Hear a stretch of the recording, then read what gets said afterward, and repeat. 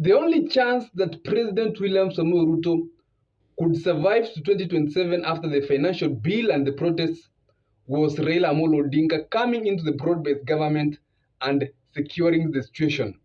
And the only chance that President William Samoei Ruto will run the 2027 campaign and be seen to be somehow strong is Raila Amolo Odinga providing support to President Ruto.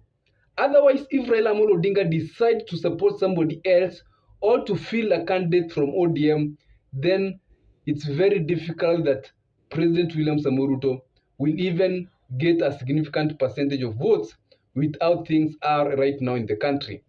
Today, the Honorable Tom Ojiende did reveal that there is a possibility of ODM and UDA forming a coalition before 2027. And if ODM and UDA form a coalition and they are going to agree on the power sharing formula, it's clear that ODM will provide a deputy president because automatically President Ruto is going to be the president from the UDA party. And this thing has led to division in terms of talks between ODM party, and it has also opened a way for Wiper party to extend its arms to want to work with Rigathi-Gachagua in a different coalition in 2027. Ladies and gentlemen, this analysis want to look into the challenges both these coalitions are likely to face. Most of their difficult things as we approach the 2027 general elections. And before I bring for you those challenges, if you're watching this channel for the first time, chukua second or two, subscribe to this channel, like the video, so that we can grow together as a channel. And without further ado, let's get into it. And let's start with the ODM joining UDA. The biggest challenge in that coalition is that there is a split in ODM party. ODM, some of the members have dared that they can't work with President Ruto. And a good example is the Right Honorable Babu owino of the Embakasi East. He has said that he won't support Ruto, not now, not in 2027, to regain a second term. So if ODM decides to form a coalition with UDA, then these members are going to split. And the likes of Senator Sifuna are people who have come out to clearly show how the current government has failed the promises they made to Kenyans. There is a chance that some of ODM parliamentarians might split. And remember that the likes of Babu owino are young parliamentarians, and they attract the young people in the party. And their split from the ODM, in case it joins with UDA, will really affect that coalition. Number two is that ODM party is very critical. Some of its members are very silent right now. When even demonstrations have been happening about the abductions, we have not seen demonstration in Kisumu. Reason being that Raila Amolo Odinga is going to run for the AUC position in February. I think it's February 28th. And might it be that ODM members are just quiet to gain that position from President Ruto support, then they decide to kuruka vitu? If it's a possibility, then it's something also that will affect this coalition, because most of the only ODM members will not support him after Raila Odinga has gained the AUC position and he is going to work for African. Then members will come out to openly express their views, because most of them might be feeling right now that if they express their views, they might jeopardize the chance of Raila Amolo Odinga getting full support from government and from Ruto, who has been extending arms to ensure that Raila Amolo Odinga gets that position. So it's a matter of time that Raila Odinga, once his bid is done, then we are going to see more reaction from ODM. Number three is that hard economic times are affecting the entire nation. They are not only affecting the people of the Mount Kenya, they are also affecting the people of the Raila Amolo Odinga strongholds like Luo Nyanza, like the coastal regions. And some of these people in these regions, whatsoever what will happen, they have already made their mind that they are not going to support President Ruto for the second term. If they do so, then even if this coalition is going to be formed, then these people might not come out to vote. They have even when Raila Odinga was running for presidency, we have seen where Raila Odinga strongholds don't show up in large numbers. These people now, they're going to be even more discouraged with the hard economic time that the country has faced, and it might be a factor that will make them not to come out to vote. And if they come out to vote, there are chances that they can vote for a different candidate who is not in that coalition of ODM UDA if it's going to be formed. The last thing is that President William Samoei Ruto formed a broad-based government. The broad-based government has fielded leaders from almost all parts of the country. We have leaders from Luo Nyanza, we have leaders from Western, we have Kisis in the parliament, we have Masais. Almost the entire country is now represented in a government, in the broad-based government. So this reason, as much as President Ruto has done that, do these leaders influence effectively the voting pattern of 2027? Do people follow these leaders, or people are more focused on getting the challenges being solved? As a matter of fact, President Uhuru Kenyatta in 2027 invited Raila Odinga to work with him in government, which was seen to be making an inclusive country by attracting members of the opposition. But at the end of the day, they lost the election because people felt that the government was not solving their issues. As much as Raila Odinga joined with a lot of coalition parties in the country, formed that handshake government, they still lost the election because people felt that their problems were not being solved. So even with the broad-based government, without solving the needs of the common mwananchi, there are still chances that the ODM UDA government can still lose. We'll be watching to see what will happen.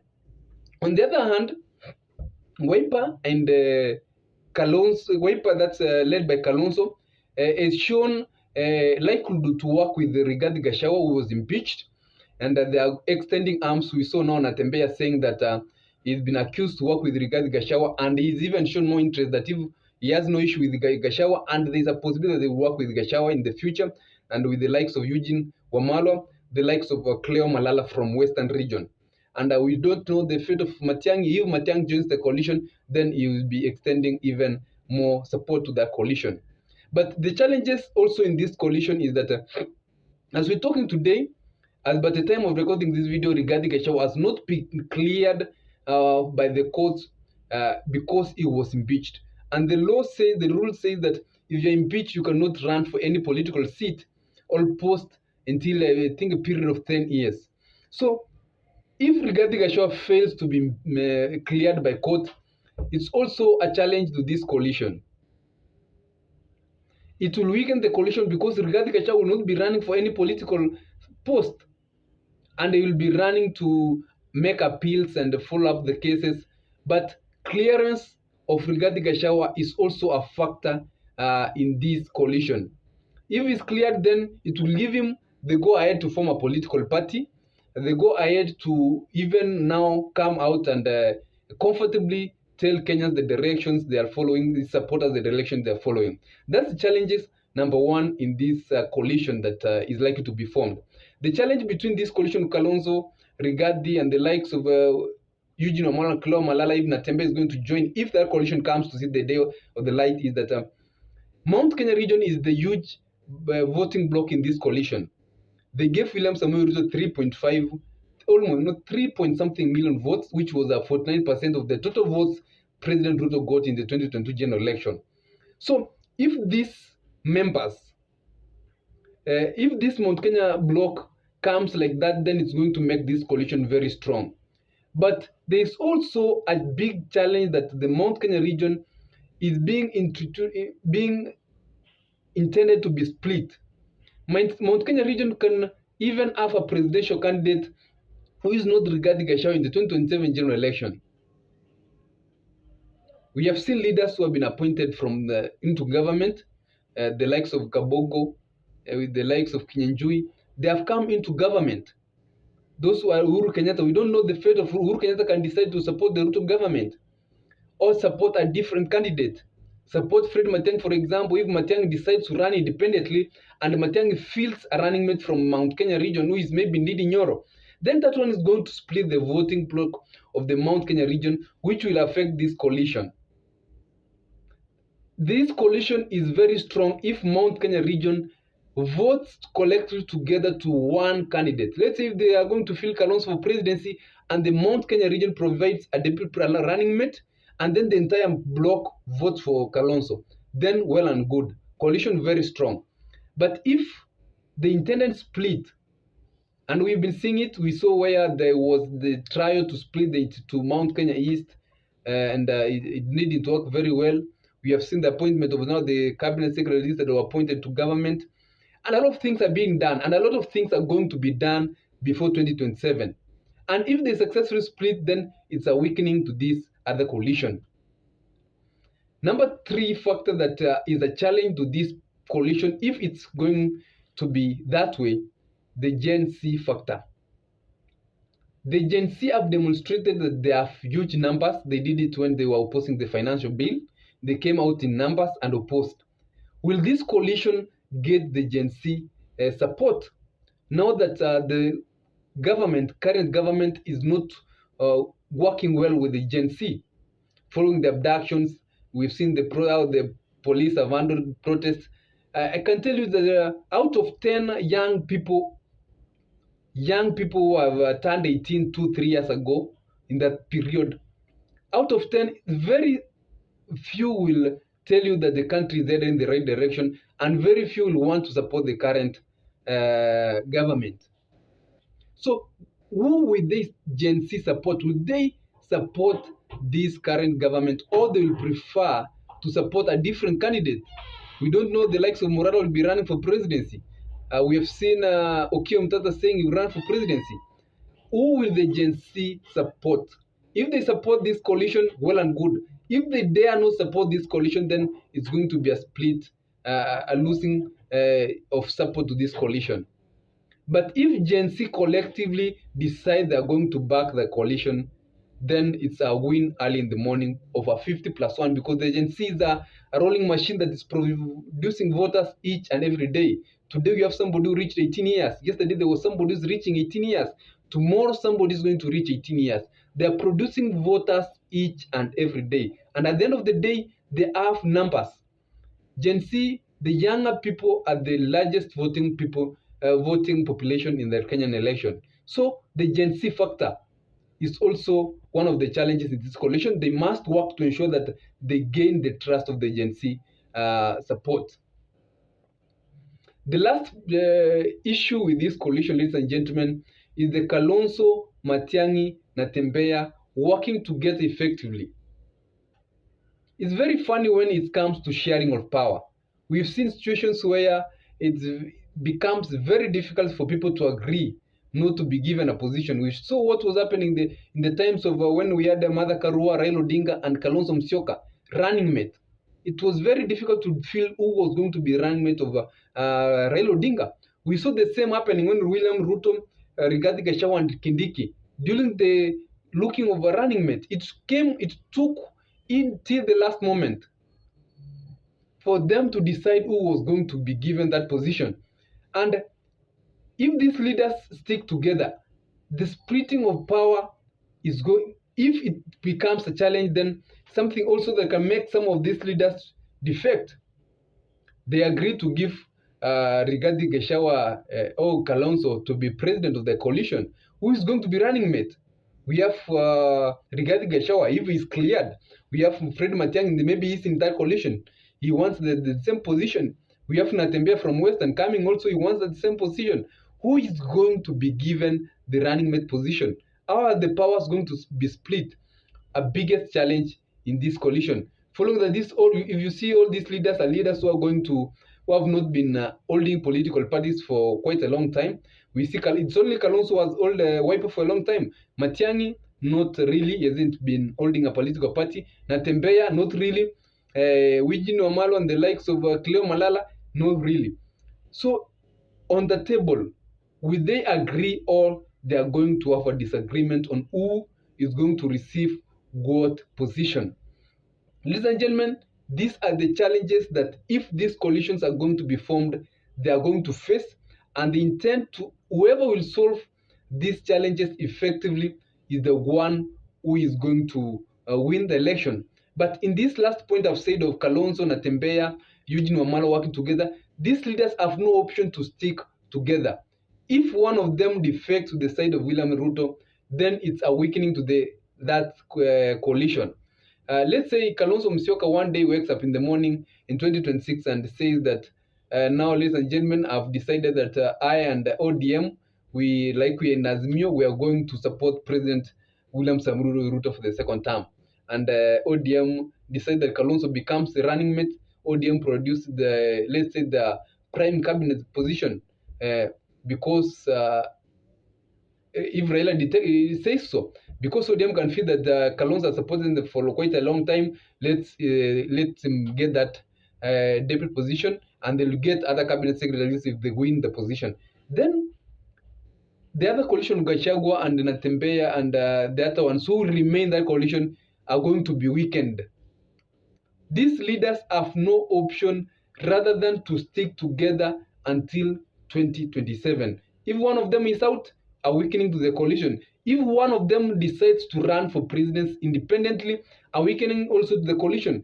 For instance, Matiang'i is also, it's also said that he's already lobbied a foreign country to run for presidency independently. If he comes and forms a coalition himself, Fred Matiang'i the president, and I saw that photo of Fred Matiang'i and Ndindi Nyoro as a running mate. And then, like it is, President Uhuru Kenyatta comes on and then supports this coalition. Then it's a challenge to the Rigathi side because these people will be eating to their support bases. Equally, on the side of ODM and UDA coalition, that's Raila Odinga and Ruto, let's say Babu owino, he even hinted that he's even considering to run for presidency. One day wakes up and says he's running for presidency. Babu owino runs for presidency, takes Ndindi Nyoro from Mount Kenya region because they have been seen to work in Ndindi and Nyoro, and even hinted on that coalition. Babu owino will get significant number of votes. We cannot underrate that Babu owino will fail to get 5% of votes from the entire nation with working with Ndindi Nyoro. These gentlemen can attract the Gen Z and they can even make up to over 20% of the votes. And what that means, if these people are going to get over 20% of the votes, ladies and gentlemen, then in the 2027 general election, it means that 50 plus 1 affected. If the first candidate fails to get the 50 plus 1 affected, then we are going to have second re-election. And whoever this number 3, number 4 will decide to support gains presidency. It's also a matrix that will be working out, as I have always told you, that in 2027 is one of the most difficult, one of the most challenging, one of the most expensive elections the country is going to face, following the situation and following the crisis that is facing the country, and following the feeling that the young people in the country have. Other ladies and gentlemen, those are only but my opinions. You can tell me what you think in the comment section. Do you think that these two coalitions will see the day of the end of the light? Do you think that ODM led by Raila Odinga is going to join with UDA led by President Uhuru Kenyatta, President William Samoei Ruto? All at the end of the day, ODM is going to decide that they are going to stick and field a presidential candidate like they have done. Not once has ODM failed to field a presidential candidate in their entire presidency running. As ladies and gentlemen, remember to subscribe, like this video, share this video, and for whoever who has always supported this channel, thank you for being a part of this channel as we grow together. Have a nice day, ladies and gentlemen. God bless you.